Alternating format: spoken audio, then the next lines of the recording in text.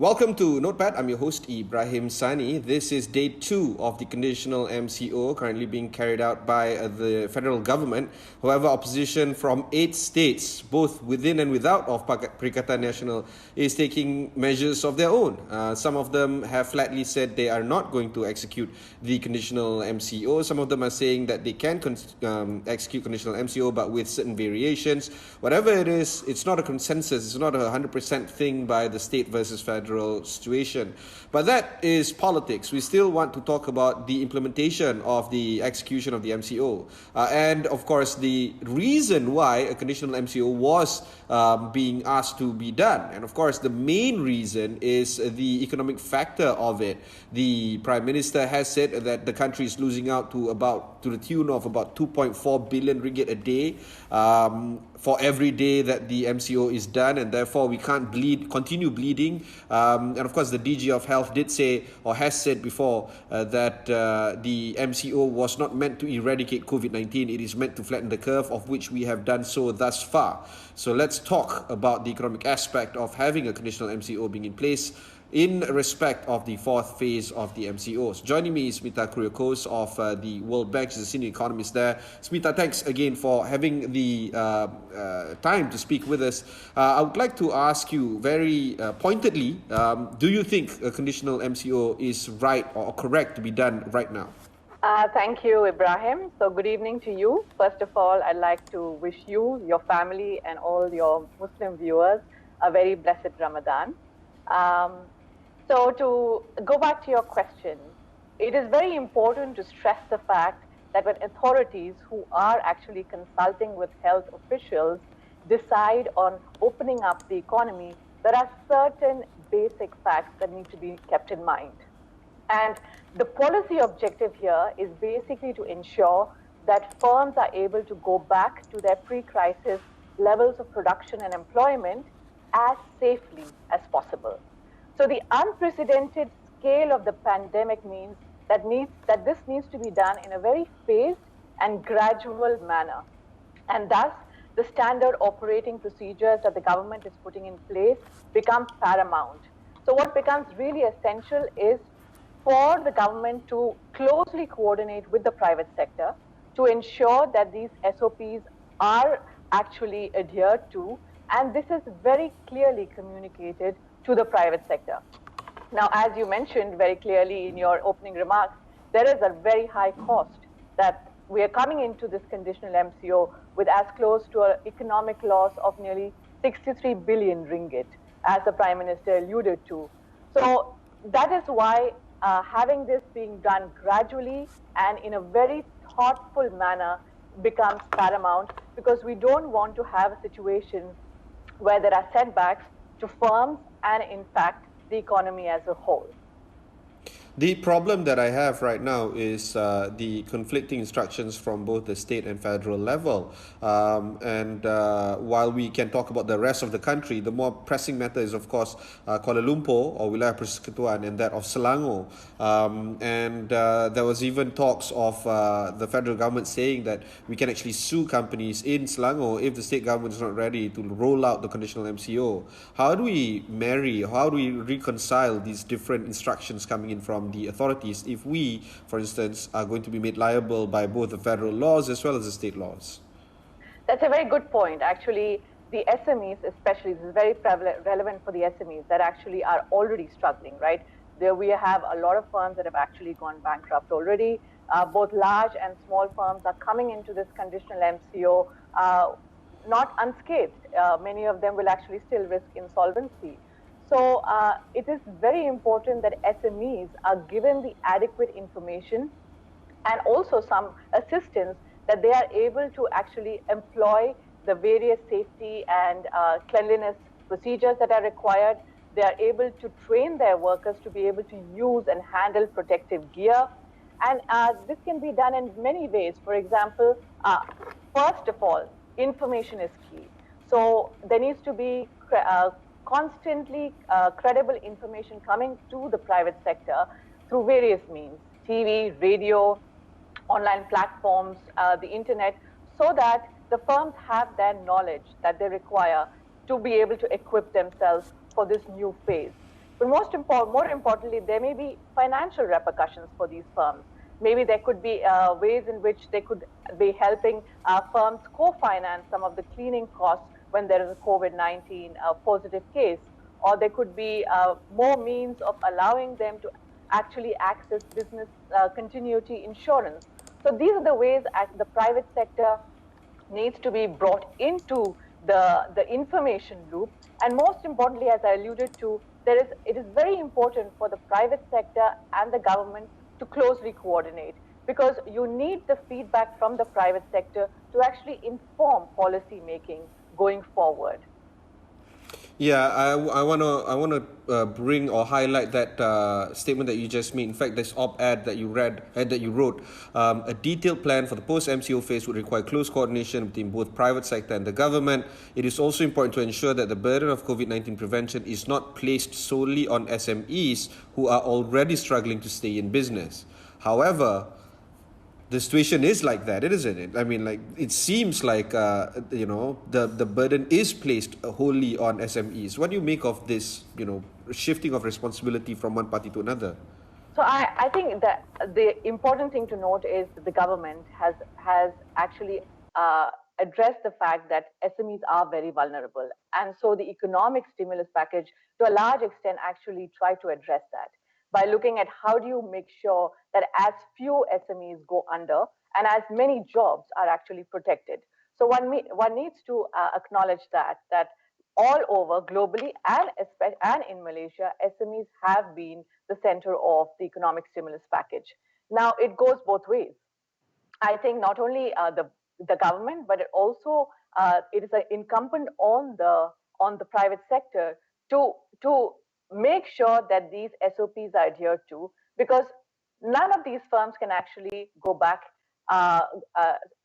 face a setback, so that is why it is important for both the private sector to give this constant feedback, and the surveys that are being implemented by DOSM or SME Association are really good ways in which they're informing government policy making, and this should be continued going forward.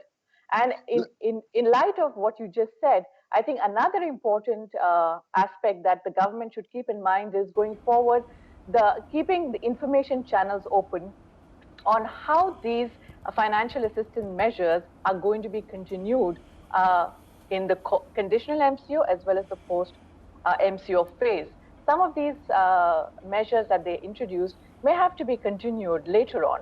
So it is important for this feedback loop to be there so that agile policy making could be implemented, such that some measures that have been implemented could be reduced when the crisis abates, or could be increased if the crisis were to surge again. We'll take a short break. When we come back, we'll continue our conversation with Smita of the World Bank. Don't go anywhere.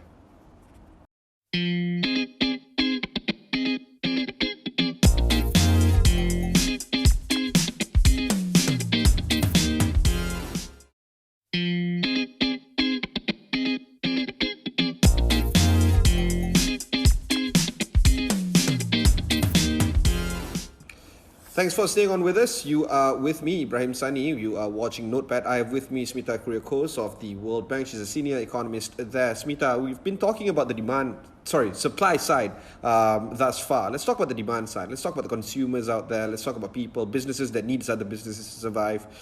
I don't know whether you saw this yesterday, and even some messages that I got today. People are queuing up in front of pawn shops, and there are long lines of people, trying to pawn away their worldly possessions, presumably because they are, they don't have cash. And we're not talking about just, an off-case situation here in KL or whatever. It's actually across the country.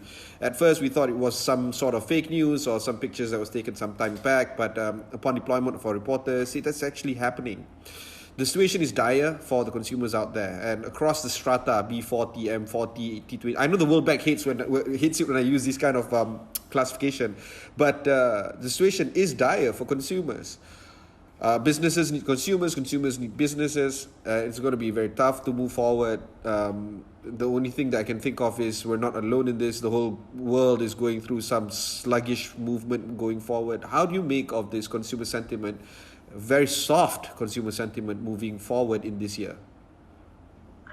Thanks, Ibrahim. As you said, it is a global pandemic. This is something that all countries are grappling with. But as you said, it is both the demand and the supply side. And in fact, a lot of the emphasis globally and in Malaysia has been on the private sector to be able to save jobs, which in turn saves livelihoods and lives.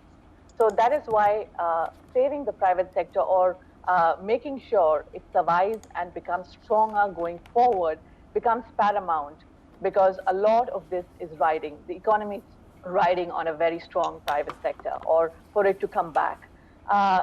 There is a lack of confidence, as the pandemic has shown. There's a huge lack of confidence, both from the consumer side as well as from the worker side. So there needs to be, it will take time, I think, till a vaccine introduced or a cure is widely known. I think we are going to be in a situation where consumers' demand will be sluggish, but what we need to see is how do you revive the economy? And a lot of that is being done by governments. So the demand, government expenditure is being increased. In Malaysia too, a lot of projects are will be ramped up, and that will see some surge in construction and some surge in demand. And then we will need to see a revival of the private sector. And with that, and it goes hand in hand, with the private sector revival will come in back the cash into the economy and then the consumer demand. But this brings me back to the fact that it's very, very important that when we are looking at reopening this economy, it is done in a thoughtful manner, gradually and in a phased manner.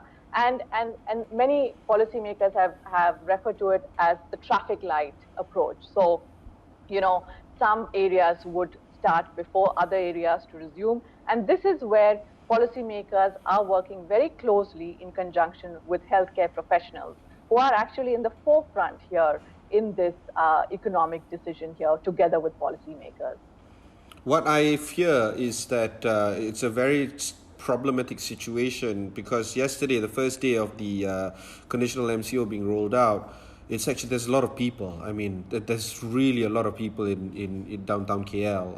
And when my colleagues visited some of these places to cover, making stories of their own in terms of reporting it, it's rather disconcerting and worrying that a lot of people are in a lot of places at one time. This is exactly what we want to avoid for MCO. And all of us are aware of the gradual approach. All of us are aware of the traffic light approach that you mentioned. Actually, you raised it, but there's so many other people that mentioned it. The Director General of Health keeps on saying it's okay. If there is a situation or red alert situation, we're going to impose an enhanced MCO or PKPD, so to speak, to control that outbreak in that particular area. But everything is localized. Everybody knows what needs to be done. But it's just the sight of it that is very worrying. I mean, imagine a lot of people congregating one time, and knowing that they're not supposed to be there, but they have to be there nonetheless. This whole cognitive dissonance, I suppose, is afflicting not just Malaysia but everywhere else, but more so in Kuala Lumpur. What do you think of this gradual approach, but at the same time, all of us know the risk involved in doing so? What do you see this having an impact on our economy? Well, I think it brings me back to the fact that all of us have a role to play. So I think policymakers, yes, have a very, very important role to play, but all of us here have a role to play, as you have seen in the MCO. The fact that the MCO has reduced the surge of the pandemic is because each and every Malaysian citizen played their part. They adhered, complied to the MCO. And I think it's important going forward that they do the same. So it is certainly disconcerting if there are large crowds. You don't want to see that. So, I mean, there is only so much that government can do, but I think all of us have a role to play. And this is a very disconcerting fact of this crisis, that it has seen so many people affected, right? This crisis has not been siloed in any way. It has affected, that is why it's become so different from all the previous crises that the economy has faced, right? It is, first of all, it's a pandemic, it's global, and it has left no sector unaffected. It has left no segment of the population unaffected, which also means that the onus is on each one of us to actually play that part, because each one of us not playing the part has a very big ripple effect on the economy as a whole. All right, let's talk a little bit wider, not just in Malaysia, but the global economy as well. In most countries, we are projecting a V-shaped economy where everybody will take a hit this year, but everybody will be rebounding next year. The World Bank has come up with their own estimates on Malaysia, on some other Southeast Asian countries. What would be the, I guess, thinking behind such projection? What do you think would be some of the impetus for us to see in order for us to actually make that V-shaped recovery a reality? Thanks, Ibrahim. So, as you alluded to, the World Bank has made these projections, and for Malaysia, the projections have been significantly downgraded from 4.5% in 2020 to minus 0.1%. But this projection comes with a lot of uncertainty, because we do not know how the pandemic is actually going to pan out in the next few months to a year. So certainly we are looking at the government expenditure actually looking at boosting the demand in the initial stages, because we are very cognizant of the fact that in terms of investments and private consumption, that's going to take a while to actually rebound. So with that, then we are looking at trying to revive the domestic economy, and then looking at this last stage, looking at increasing investments, foreign investments especially, but that is going to take a long time. But having said that, all of this is based on the very uncertain scenario, both globally as well as domestically for Malaysia. Malaysia is highly integrated into global value chains, so some sectors will actually take a lot longer to recover, those that are more linked to countries that are taking longer to get out of this crisis. So given this very uncertain scenario, it is definitely very difficult to say anything with certainty. But we are looking at, as you said, globally a decline in growth all across. Looking at the top 10 trading countries in Malaysia has every single country is actually in trouble in terms of COVID-19, every single one. I mean, we don't trade that much with New Zealand or with Australia, for instance, and they are kind of okay, I think, as we speak right now. New Zealand has recorded the second day zero COVID numbers, but the top three countries that Malaysia trade with, Singapore, China, America, I mean, just by saying those countries, one can already picture the kind of dire situation that they're having there.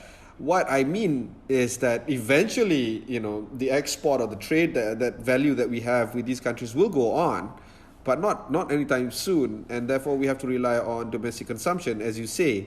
And with domestic consumption, there's a lot of uncertainty, there's a lot of negative sentiment going on, and perhaps even with the issue of our currency, having quite a tumultuous period over the past few years, there might not be any instance for us to actually, go abroad and do stuff there. Do you think that we don't have anybody to rely on but ourselves right now? Do you think that the only way forward for us to pick up our economy is, via domestic consumption? That's the only way? Absolutely not. On the contrary, I think it is very important to keep trade open at this point. Extremely important to make sure that we are constantly looking out for options. In fact, keeping trade open is paramount. We do not want to regress on some of the very good reforms that Malaysia has undertaken. So, but having said that, I think there will need to be a concerted effort, especially when you're looking at the private sector or some SMEs, that they may need to look at regaining new markets or new sectors. But definitely keeping trade open is key, because we are a globalized world, and we will continue to be a globalized world. I would say this is a pause, but this will pick up.